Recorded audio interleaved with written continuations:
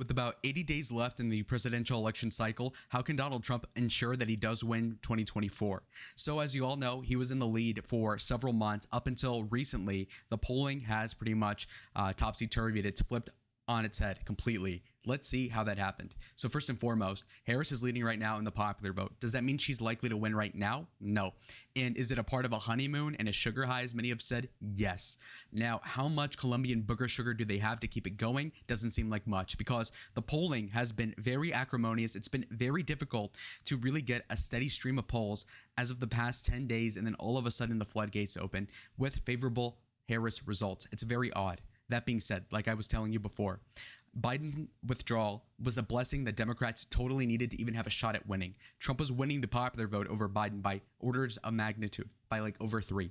Again, this time last year, Biden was leading Trump by 7.9 percentage points. So it's all the more obvious that this election is going to be a hell of a lot more difficult than anybody would have expected about a month ago. Now, there's a reason to this. Obviously, most people thought that Joe Biden was incompetent to a degree that was unfathomable. You would never expect the commander-in-chief with the nuclear football not being able to even throw a football physically. And now Kamala probably can't even throw one either. She's like a 5'4" woman, but still, come on. So anyway, it's an improvement either way you slice it. And so the question is, how can Donald Trump salvage the lead? How can he salvage the election overall? People are calling on him to fire his campaign advisors. He's being called to change his strategy completely. We're going to address multiple different perspectives. The two vague ones that I'm going to address right now are going to be the people on the far right, so to speak, for the lack of a better term. These are people that wanted the nostalgia from 2016, people that want Trump to get back to the basics, get to tariffs, about deporting Muslims, deporting everybody, no legal immigration, those type of people. Okay, that's one camp. Then there's other people that are saying, you know what, Trump, you are a little too out there even. You should moderate your message. In fact, you're winning on the issues, Donald, when it comes to the economy. Kamala is weird. Tim Walz is weird. How about you just become the straight guy, so to speak? So there's two different camps here. Is the truth in the middle, or is it in one of the two extremes? We're going to figure it out today. Before we go any further, there's some key stats we need to address real quick. So first of all, I don't trust the polling. You might think, oh, you're coping, you're a Republican, you have a Trump flag right behind the laptop. Maybe, and it's not Hunter's laptop. It's a lot more clean, I promise. Anyway, the point being is that I am biased. And you could say, well, Lalo, how come you're not trusting the polls now, but you thought Trump was going to win according to the polls? Well, it's because there's some suspicious stuff going on, and I have no tinfoil with me, but I do got a gold chain on, and so I'm going to be positing some theories as to why things are going a little bit awry for Donald Trump, and it's not necessarily because he's losing the election yet. So right now, boom, look at this. What's going on here? To your right, notice. Again, Harris is leading the popular vote. No surprise there. But when it comes down to Joe Biden's approval rating, he's at negative 15.4, which is pretty good for him, but still a steaming pile of garbage. Okay, now Kamala Harris has an unfavorability rating of 3.8%. Well, how the hell does that make sense? You're the VP for your president, and you agree on almost everything, like policy-wise, decision-wise, but her approval rating is 12 points better than Biden's. It doesn't really track. Well, that kind of explains the whole issue, right? So if Trump wants to win, he has to find out why that is happening. I have a theory. I think basically that this whole honeymoon is because people are now confident that they can bank their anti-Trump vote in Kamala, not because they think Kamala is a great person. In fact, when it came to her as her own individual, she flamed out before there was even a single vote counted in the 2020 Democratic primary. And so she's not a great politician by any metric at all. And so what that really means is that it's more so is Trump his own worst enemy at that point. Because do you really see somebody like Harris doing any better against, let's say, a Ron DeSantis or a generic Republican? No, because a generic Republican wouldn't be as hated as Trump.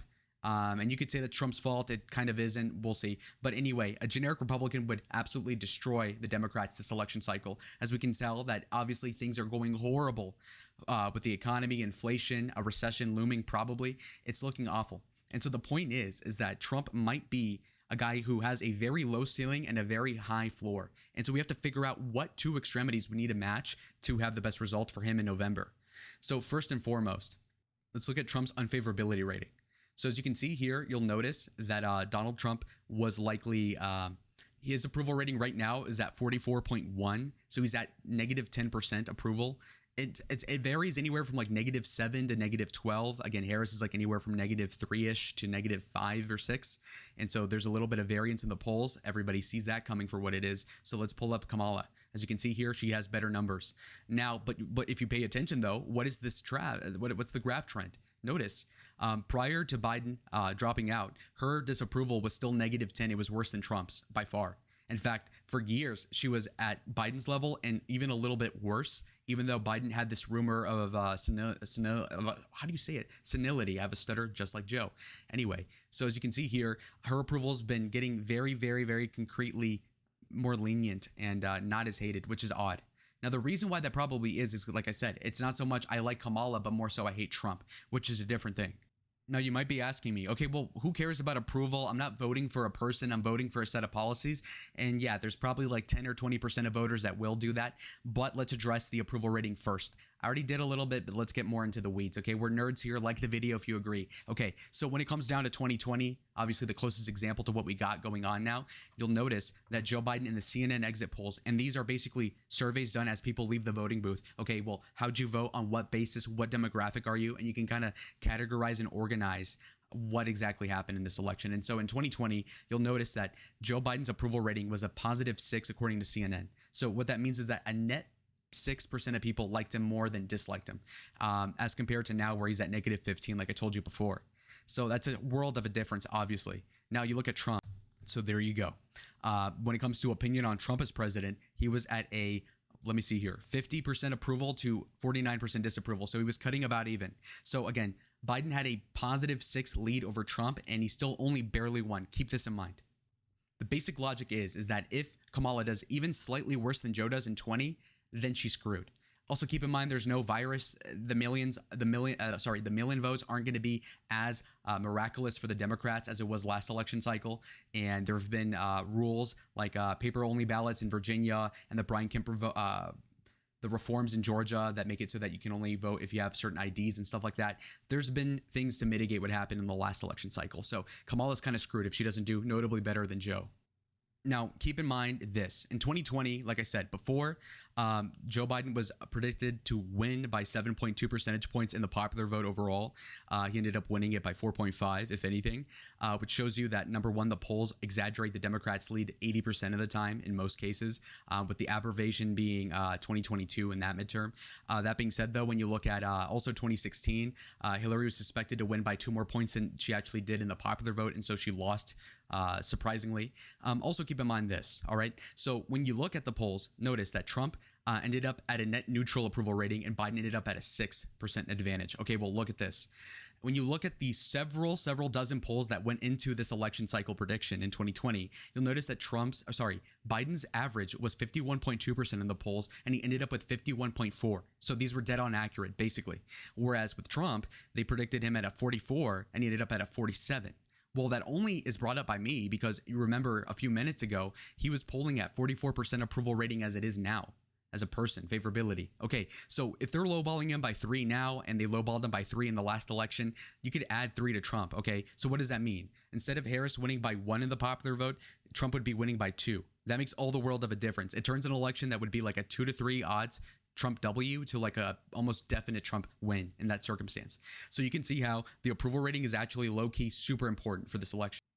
So why I bring the past 5 minutes of rambling back into focus, the reason why I said all that to begin with is because what this basically means for you guys at home is that if Donald Trump does in line with what he did in 2020, and honestly he's more popular than he was 4 years ago for obvious reasons, it tends to lend credence to the fact that Harris would have to do better than Biden did. And again, Biden had a 6-point favorability advantage to only barely win the election to begin with. And so if Harris is walking in with a negative approval rating of 4, and you have Trump at a negative like 8% or something, that's still less than the 6 positive differential that Biden had in 20. And so by that metric alone, Trump would have won in 2020 if you added 2 to his camp.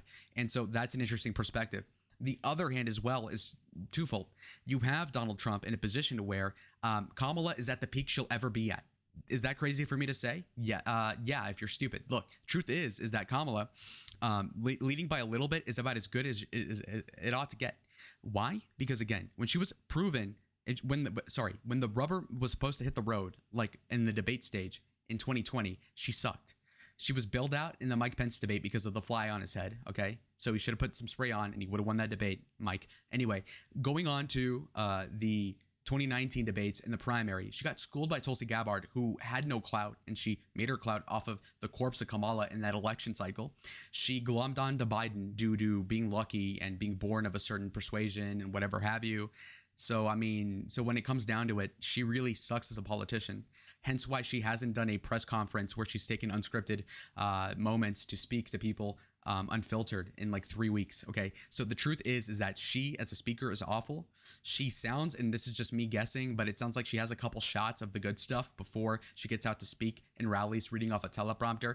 Maybe she's just that nervous to speak in front of people. But again, I'm supposed to think you're my president, so how about you can speak in front of a gymnasium?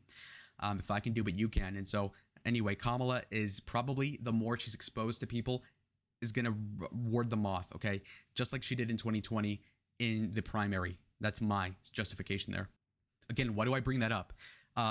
Look at the polling before and after the presidential debate with Joe Biden. There was a ton of people. And what I mean by that is that there was about 50-50 people in 2020 that thought that Joe Biden was too old to be president, with the implication and the subtext being that the guy had some cognitive decline. Okay, that was 5 years ago almost. Okay, now you take Joe Biden a month ago. You would say that probably 60% of Americans thought he was too old, but a lot of people, probably Democrats, gave him the benefit of the doubt, and they said, I hate Donald Trump, and things are all right, so I'm gonna just assume that Joe Biden's up to debating, and so hopefully he won't crap his pants. And then he inevitably soiled the adult diaper, and he had to get a new one after that debate stage. He waddled off stage, helped by Jill, and the truth is that a lot of people that gave him the benefit of the doubt through partisan confirmation bias basically saw the truth for what it was, and they couldn't cope their way out of it. There was no spin. The guy completely is out of shape to be president, let alone run another 4 years from now. And so the point is that you've got a candidate in Biden that all of a sudden the amount of people that thought he was unfit to be in office went from like 50-50 4 years ago to like over 75% of people thought he was way too old. And so the point is that could happen to Kamala to a lesser extent. A lot of people might say, well, she can form a complete sentence. So the bar that was already subterranean in the sewer with the Ninja Turtles, well, you know what? Kamala can clear that because, again, she can speak a little bit. But when it comes down to speaking off the cuff, or even in a debate where she can't pull up notes, she is screwed. And so we'll see how that plays out next month with those debates against Trump. That being said, though, we're going to look into more stats. So let's look into the most important issues in the United States as of July 2024. So keep in mind, this is by YouGov, so it's a liberally slanted poll on Statista.com. You'll see that a plurality say inflation is one of the biggest deals. Immigration's up there. You've got healthcare, you've got jobs in the economy, abortion, climate change, civil rights, national security. You've got taxes and government spending, guns and civil liberties at the bottom. So let's go one by one and see who's winning which. So first and foremost, inflation, Trump's winning that easily. Immigration, Trump's winning that easily. Healthcare, I think the Democrats have a leg up on them, on the Republicans. Jobs in the economy, Trump has that in the bag. Abortion, that's another thing that's anti-Trump, obviously, popularity-wise. Climate change, Democrats will benefit off that just slightly. It's not like it really matters. It was a bigger deal in 2020 even. And guess who sponsored the new Green Deal, by the way? It was Green New Deal. Who was it? It was Kamala, obviously. AOC, but Kamala too. National security, Trump wins on that vector. Taxes and government spending, Trump wins on that. Guns, Trump wins on that. Civil liberties, Trump probably wins on that. Maybe. It depends on how you spin it. Tampon Tim might make it close, though. But anyhow, so you can see how most of the issues do benefit Trump. In fact, I'd say like 80% of them do. And the only issue that I see as like a real weakness for Republicans is abortion. And Trump probably has handled it the best way you possibly could, which is to punt it as far as you possibly can and just say, leave it up to the states. In fact, a poll conducted after the debate against Biden showed that Trump lost the debate on abortion by only 10%, despite it being like a negative 30% approval rating on that subject on its own. And so that's pretty impressive. Again, Kamala would probably do a better job as a woman to defend abortion. So considering what she did to her own 2020 campaign. And so it just kind of makes sense. So she'd probably do a better job there. But aside from that, let's look at Pew Research. Pew Research is pretty credible, obviously. They've got a ton of stats here. I know it's small, but if you look at the Spud Web size of a graph, you'll notice that Kamala Harris has been gaining several points in approval rating as compared to Donald Trump, who's been steadily increasing just slightly, which I've already beaten to death. The horse is in the ground. It's mulch. Look, the point is, though, guys, is that Kamala Harris is gaining and it's going to go down. Now, again, people will say, oh, you're coping, Lalo, but it's actually true. It's logical. Why? Okay, look at the actual facts of the case. Kamala Harris is more popular than her incumbent president, even though they have the same opinions and work together, presumably. So eventually people are going to say, okay, I hate Donald Trump. I'm going to vote for you. But also, like, what about inflation? What about all these issues? The border, you where the borders are. And Kamala's not going to have answers for that. And she's been able to avoid it for a few weeks because, again, it's the honeymoon and people are just going to believe, oh my God, it's great.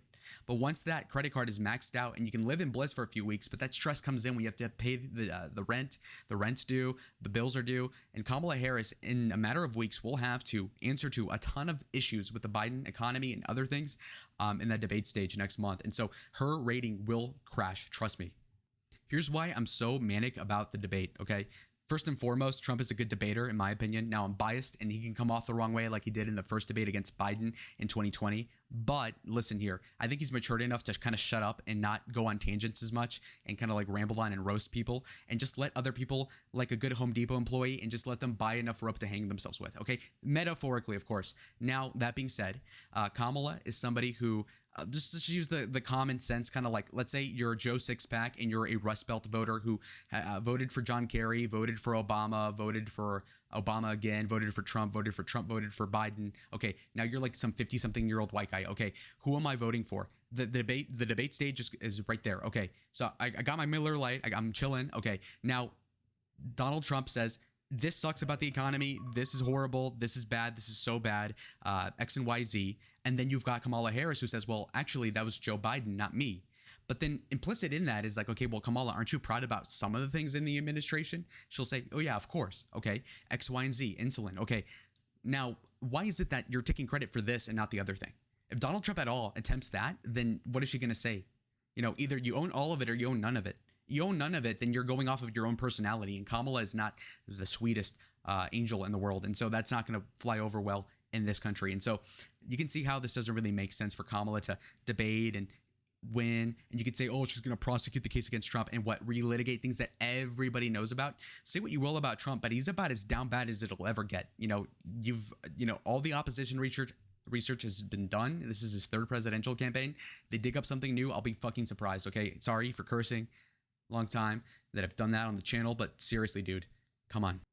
Now, this is a potential kill shot for Donald Trump. This is a very precarious thing, okay? This is like stepping on a stingray. Be very careful here. So following the Biden withdrawal, share of double negative voters has sharply declined from about 25 percentage points last May to about August here, where it's about 14 percentage points. What is a double negative? It's a pretty nerdy topic, okay? So here's what it is. Double negatives is when you have an election, like a lot of them, where you don't like either candidate, but you're voting for the lesser of two evils. Like, for example, let's say you're a swing voter and you say Trump is kind of like an a-hole. He's kind of too far right, X, Y, and Z. But Joe Biden also is like super old and he like sucks too. And so you're like, okay, who am I going to vote for? That's a double negative. Okay. You're going to see like who you hate less. Whereas with this situation, you've got only 14% of people, not because people like Donald Trump all of a sudden more than they did in May, but probably because Harris isn't as incompetent as Biden. So it literally just goes down to, somebody being cognizant of where they are in a room, and that being enough for people to say, okay, well, I'm going to vote Harris. Now, again, people will read into this and say, well, then Trump's losing. Oh my God, it's his fault. No, it isn't. Bottom line is that the whole like Biden, being easy to beat was kind of a fluke in the first place. Like he should have never been the nominee to begin with, frankly. And if Kamala were a more competent politician, she would have beat him out in 2020. But nevertheless, here we are. And so basically a lot of the lead that we've seen, the 4-point differences in the polls recently, is mostly due to the fact that, again, the Democrats have a live nominee and not one that is 1 foot in the grave, and his ribs are also in there. So come on. All right. So next on the bill of goods, we're going to consult Chris Sununu. He's the popular governor of New Hampshire, Republican, elected several times. He is kind of what you want to model yourself after if you want to win over these like college white people that have been going more and more left over time, ever since Mitt Romney, probably around that era. So just keep this in mind. So this past Thursday, Governor Sununu, Chris Sununu, says that Trump could win the presidential race against Harris if he stays professional and, quote, and focused too. Now, he says here, in September and October, the cost of living is going to be a very big issue in the campaign, a very real issue for Americans, as long as the former president can focus on that and stay professional in the campaign. Okay. So here's the catch though. As soon as Trump goes on oh my God, it's late here. As soon as he goes off on a tangent, that's where he's letting the Democrats go and take the election that should be his by a landslide. It really should, says Sununu. So think about that. Below, he points out, at the end of the day, if he can focus on those issues for the last 60 days, he should win this. Sununu said he could cite inflation and the cost of living and credit card debt, among other issues. He should be winning big. And if he stays professional and if he focuses on the campaign, focuses on the undecided voters and not just the base, that is what matters. And that's how he could actually get the fire back, and that he had about 6 weeks ago, says the governor. You even have Kellyanne Conway, who's one of the biggest sycophants of Donald Trump, like 8 years ago, like going out in the trenches, fighting people on liberal networks about how Trump was actually not that bad and stuff like this. So, she even says Trump's winning strategy in this case is fewer insults. Interesting. So again, fewer insults, more insights on the policy contrast. Now, to sort of wrap things up here, as I'm being super thorough. I think this is like such a niche topic, honestly, but honestly, I love doing it. Look, let's look into one poll that I think is somewhat accurate. Now, if you want to follow somebody who is even more invested in this election than I am, you can follow Red Eagle Politics on Twitter and on YouTube. You can see here that he says that this poll is actually pretty plausible and that it's not even a bad poll. An easy electoral college victory, and that the crosstabs make sense too. Crosstabs, for you that don't know what that is, are basically the back end of what a survey is. For example, you want a representative part of the country, so that when you do a poll on a state like Michigan, for example, and you get 1,000 people, you got to get, okay, well, let's say 10% blacks, 55% white people, 10% Latino. You know what I mean? So that's what the crosstabs is. Now, if you look here, this is what the poll says. Okay, Signal says that Harris is winning the popular vote by 1 percentage point, which is actually pretty good for Donald Trump. Like I explained it before. If you put it with RFK in the race, all of a sudden it's a tied election, popular vote-wise. The generic ballot is also favoring Republicans by 1. But let's look at the crosstabs. So when it comes to swing voters, apparently those are going to Harris by 10, which is hard to believe. Harris is winning Democrats by 90. Trump's winning Republicans by 87. Again, it's not so much what you win them by. It's like what quantity is each party. So that's difficult to parse through. Independents are 12% in favor of Harris. That's asinine. Again, these are not counting undecideds. Undecideds will go to Donald Trump, I promise. They did in 2016. In 2020, they went super Biden, and he only barely won. And so if they're going for Trump, like I think they will by like 10, then he's going to look really good. But anyway, now the racial aspect is super curious to me. This is going to be really hard to make a difference, like to tell what's going on. So at the national level, Trump is winning the white vote by 15 percentage points, which you might say is a lot because that is the biggest population. But it also depends where it is concentrated in, okay? It really, really depends. If you look at the CNN exit polls, you'll see that Trump won the popular vote, the white vote by 17 percentage points. So he's doing worse against Harris with white people. That literally doesn't make sense to me, obviously. Biden actually has that, old white guy, Uncle Joe, UAW, oh, he's going to talk to the union. Oh, you can trust Joe. He's from Scranton. Okay. There was an appeal there years ago. Not anymore, but still probably more than Harris. That being said, when it comes down to it, let's look at the other races, though, because this might make up for the difference.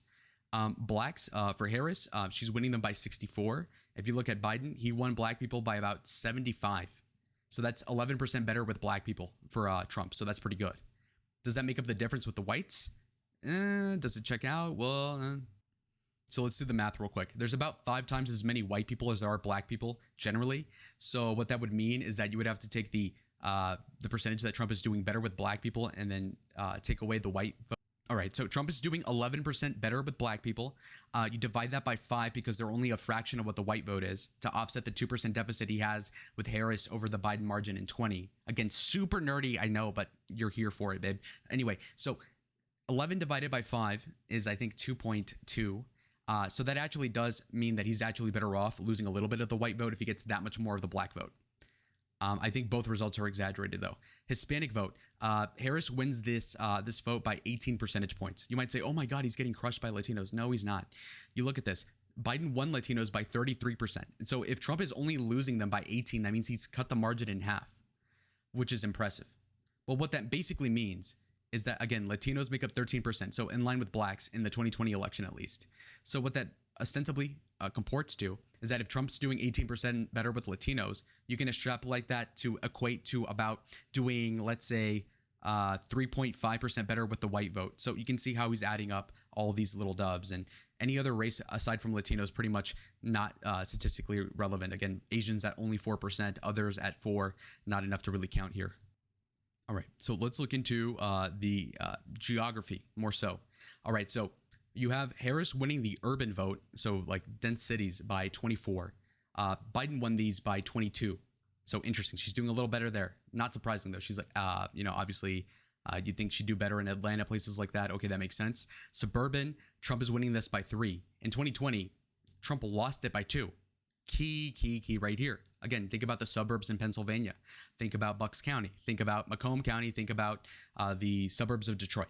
Okay, all these places, so important in the swing states. So for him to do 5 points better in the suburbs is actually really important. And so what if he loses 2 points in the urban areas? That's fine. In fact, the suburbs are a lot bigger than the urban areas. In fact, urban areas are at like 30%, suburbs are at 50%. Amazing. Now, rural support, Trump is at positive 19 against Harris.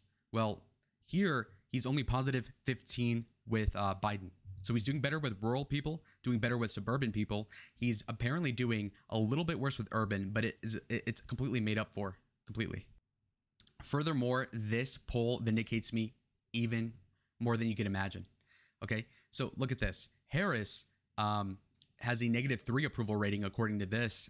Trump has a -6. Again, in 2020, Biden had a 6-point advantage over Trump in approval. So if it's only 3% in 2024, then Trump's probably going to win. Now, when it comes to the economy and jobs, Trump leads Harris by 6. I think that's going to increase over time. So think about it. In 2020, Biden and Trump were about even with the economic status of like who you would support in handling the economy more than the other guy. So again, dead even, 49-49. In this poll, though, you can see that obviously Trump is up by 6. And so again, that's still probably lowballing Donald, but he's still doing better than in 20. So he's just winning off of that too. Also keep in mind that in 2020, he was tied, even though obviously the virus and the shutdowns clearly devastated the economy. And so he was more so banking on like, guys, remember the past 3 years, we're bringing it back. Whereas now you saw what happened 3 years after the fact, and you see that it's terrible. And maybe Trump got lucky by not being president, so now he can just blame it all on Kamala. Interesting enough. Now, inflation-wise, Trump is beating Kamala by 6, which I think is a low ball too of Donald, obviously, but whatever. Border security, Trump is winning by 15. Now, Trump led, like right around the time that Joe Biden debated Trump, he was leading Joe on immigration by like about 30. Now he's only leading Kamala by 15. I think that's going to rocket back up as more independents figure out that she was the border czar under Biden. And obviously it's about just as much as her fault about the border than it is Joe's. And so people will objectively just see that as a horrible thing for the nominee for the Democratic Party. I would refer to the 2020 exit polls, but immigration was much more muted of an issue because obviously the border was shut down temporarily, so people weren't really complaining about it back then. And so one of Trump's strengths were neutralized in 2020. So hence why he kind of lost. Obviously, I do think they kind of, fixed it, but whatever. We're just going off the official result for now. Trump is leading in crime by 5. Okay, so on crime, again, Trump is up by 5. Now, this is interesting. In 2020, this question didn't really exist in the exit poll. The best you can do is look at the criminal justice system review, and 53% of people, so a net 13%, said that actually black people were treated unfairly. Remember, this was during the era of George Floyd and a few months removed from the riots in Minnesota. And so you could see how actually when people were complaining about crime, it was about like, oh my God, they're so racist against black people and stuff like this, and not so much like, oh, wow, they're looting everything. You can leave that to the small store owners that had to deal with it themselves. But, when it came to the suburban people, oh, God, okay, well, okay, so St. Floyd. Okay, so anyhow, we have some great stuff here. So that sort of martyrdom that you had over George Floyd back then doesn't exist now. In fact, crime is now more so relegated to shoplifting, people dealing with carjacking, stabbings, all the works. Okay, so crime is horrible for Kamala Harris, and so for Trump to only win by 5 here is a low ball again. Now let's look to the strengths of Harris though. Abortion, she leads Trump by 15. This is notable for sure. This is definitely a big deal. In 2022, a big reason why Democrats staved off a red wave was due to abortion. Like literally, I would say that's like 2/3 of the reason why. Sorry. Then we've got Social Security and Medicare. Harris leads that by 5. I think that will narrow down as people learn that Trump wants no Social Security taxes levied on people. Harris might steal that platform like she did with the taxes on tips, but we'll see. Public education, Harris wins by 7. Democrats tend to win on that issue, so okay. Democracy, Harris wins by 4, which is really bad if you consider that. I mean, if you're accusing the guy of trying to overthrow the government and you're only winning on democracy by 4, that's pretty crappy for you, Kamala. But anyway, so you can kind of see how this is an accurate poll of what's going on. So just to wrap it up, as we're over 30 minutes in, I might as well just make this a documentary, okay? Even though I don't edit. Donald Trump will likely win the election. In fact, I'll just fill it out as it is. This is my prediction right now. Again, I'm super uneasy about Michigan. It's a hard one, but we'll just put it in for what it is. And to be clear, this is what, just to give you the elevator pitch on what Trump should do. Okay. Donald Trump needs to focus on the message, like Sununu said. You need to, Donald, okay, let's assume I'm just talking to you. You need to hone on what makes Kamala unpopular, the issues, not her personality. Her personality will ward somebody off naturally. Think about it like you're the father and your daughter has a prom date. You can't just automatically be like, oh, this guy sucks. He's broke. He's working at Jimmy John's. No. Because then she'll rebel. Okay, you gotta work it in a way that is very opaque. So it's like kind of like how he handled Joe Biden in that debate a month ago. Say like, okay, you got the rope. You're unlikable. I trust you to screw it up yourself. Go ahead. When it comes to you being questioned, though, do not attack the other side so much as personal attacks. Just say, okay, look, I did X and Y. I had a great economy. Things suck now. That's all you need to do. Don't make it any harder. Do not give the Democrats an out. What the Democrats want more than anything is to abstract from the fact that they're losing on inflation and everything else, and they want to make it about abortion, and they want to make it about getting under Donald Trump's skin so that he can lash out in public, and people like suburban wine moms be like, oh my God, give me some more Pinot Grigio. Oh my God, I'm so stressed out from this guy. Avoid it at all costs. So again, when I told you at the beginning of the video that there could be a far right kind of like double down on 2016 or moderate the message, I lean towards moderate the message. I want to win the election more than I want to get the nostalgia from middle school. Okay, I'll be honest. But anyway, I'll see y'all on the next one. Adios.